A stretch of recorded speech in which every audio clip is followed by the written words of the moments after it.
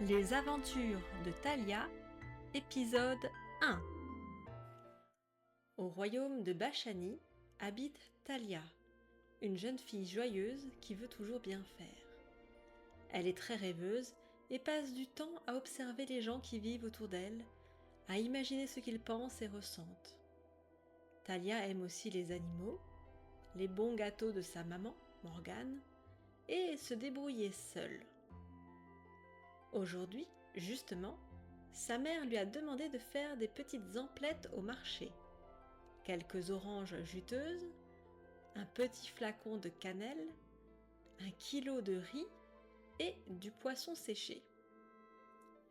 Thalia est contente d'avoir tout trouvé et s'apprête à rentrer chez elle en empruntant la grande allée pleine d'échoppes débordant de victuailles, de tissus colorés et d'épices odorantes. Des fanions ont été installés le long de l'avenue, car c'est aujourd'hui un jour de célébration. Justement, des soldats apparaissent et crient à la foule de s'écarter pour laisser passer un défilé militaire qui ne va pas tarder à arriver. Comme chaque année, à l'occasion de la fête du roi, une parade déambule dans la ville de Doumounéa. « Si vous ne voulez pas vous faire écraser, faites place !» tonnent les soldats. « Dégagez le passage !» Thalia se dépêche de grimper au-dessus de l'échoppe de Guinière, le gentil boulanger, pour voir passer le défilé. Elle met une main en visière pour protéger ses yeux du soleil et ne pas louper le spectacle. Heureusement, elle n'a pas longtemps à attendre, et elle a bien fait de rester. Il faut dire que ce défilé est impressionnant. Au son de trompettes, les membres de la garnison marchent au pas. Celui qui mène la troupe est un capitaine qui porte un habit étincelant. Il chevauche un rhinocéros blanc, à peine plus gros que les rhinocéros sauvages, mais complètement apprivoisé, calme, et qui supporte bien les parures chatoyantes placées sur ses 2 cornes. Derrière le capitaine, plusieurs soldats, l'air peu sûrs d'eux, sont à pied. Il s'agit certainement de nouvelles recrues qui viennent de s'enrôler. Le roi a toujours besoin de militaires pour ses guerres. Alors, des lieutenants parcourent le pays pour inciter les jeunes gens à s'engager dans l'armée. Thalia se demande ce qu'elle choisirait si elle était un homme. Les recruteurs ne s'intéressent pas trop aux filles, visiblement. Après les jeunes soldats, viennent des hommes en armes sur des chevaux, comme dans l'ancien temps. Mais de nos jours, la plupart des cavaliers préfèrent des montures plus impressionnantes. En effet, Thalia compte ainsi dans le défilé 7 loups géants, 18 sangliers massifs, 3 renards de la taille d'un lion, 4 panthères et même un gros ours brun qui doit avoir bien chaud.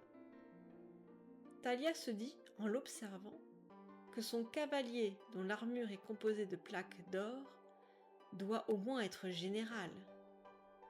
Mais, au final, elle n'en sait rien.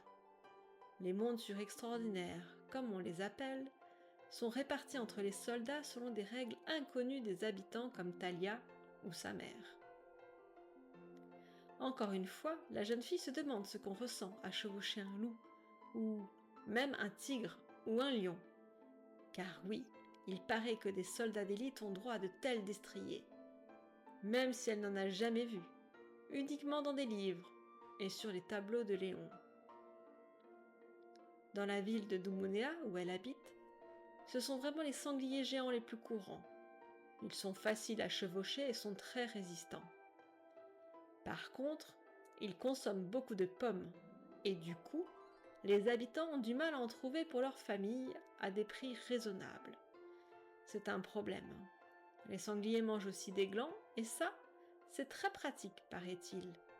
Car s'il n'y a quasiment aucun chêne dans la cité dans laquelle habite Thalia, ils sont très fréquents dès qu'on monte un peu au nord, dans la grande forêt, là où la température est un peu moins chaude qu'à Doumounéa. Ça y est, le défilé est passé. Talia se demande si quelqu'un va ramasser le crottin éparpillé par les nombreuses bêtes. Puis elle hausse les épaules et descend de son perchoir. Elle aperçoit alors Isaïe, un de ses camarades. Elle le voit rarement, on ne peut pas dire qu'ils soient des amis proches, mais Isaïe sait jouer aux échecs, alors, de temps en temps, ils se font une partie. Talia lui propose de jouer ensemble. Isaïe est très timide, il a du mal à regarder les gens dans les yeux, mais Talia pense qu'il l'aime bien quand même. Elle se dit que jouer avec une amie lui fera du bien, lui qui n'aime pas trop se mêler à la foule, encore moins les jours de fête. Il semble en général apprécier rester seul, à compter des cailloux et tracer des traits dans le sable. « Isaïe, veux-tu faire une partie d'échecs avec moi ?» Isaïe semble hésiter. Talia pense qu'il en a envie, mais a des difficultés à accepter. Finalement, il lui fait signe que oui, et les deux jeunes gens se rendent chez le garçon pour une partie. Talia perd rapidement, mais cela lui est égal en fait. Isaïe a l'air content d'avoir pu jouer à son jeu favori.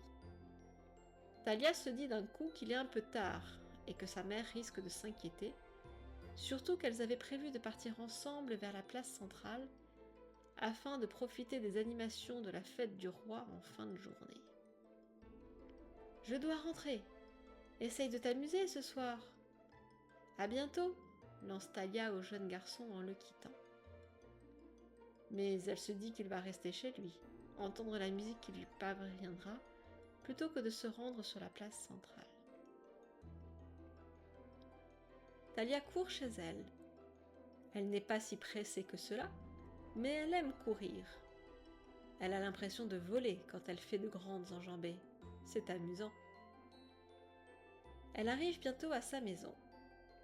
C'est la plus étrange de tout le quartier. Talia l'aime beaucoup, même si les gens la remarquent et que, parfois, elle aimerait habiter dans une maison ordinaire. Sa maison, elle, est extraordinaire. Tous les ans, une nouvelle pièce apparaît comme par magie. Il suffit que Talia s'absente une journée, par exemple pour rendre visite à ses grands-parents ou à sa tante qui habite dans les montagnes, et pouf, à son retour, une nouvelle extension a vu le jour. Le jardin a vu pousser une cuisine de plein air pour les soirées d'été, et 2 ans après, un patio avec un bassin. Alors maintenant, c'est en hauteur que la maison s'agrandit, le plus souvent par des sortes de tourelles qui lui donnent l'aspect d'un drôle de château. Et quand elle a eu 10 ans, il y a même eu un toboggan qui est apparu entre une nouvelle pièce et sa chambre. Du coup, Talia et sa mère ont de la place. Tellement de place que parfois elles hébergent des familles dans le besoin, ou bien elles stockent des choses pour des amis. Par exemple, une pièce est remplie des tableaux de Léon, un peintre prolifique, qui n'avait plus assez de place chez lui. Il en vend de temps en temps, mais il en ramène toujours plus qu'il n'en cède, et Talia aime y fureter, regarder les peintures et en découvrir de nouvelles. Il y a aussi une place pour leur chat. Talia n'a pas un chat en particulier à elle, il y a plusieurs matous du quartier qui vont et qui viennent à leur gré. C'est vraiment une maison extraordinaire. Même si Talia et sa mère ne sont pas riches, elles peuvent du coup avoir chacune leur chambre.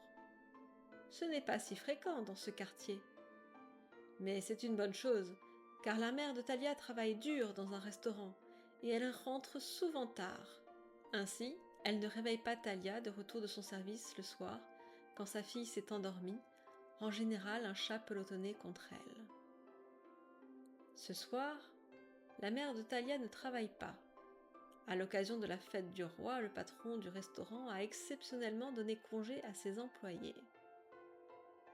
Mais quand la jeune fille arrive à la maison, elle ne trouve personne.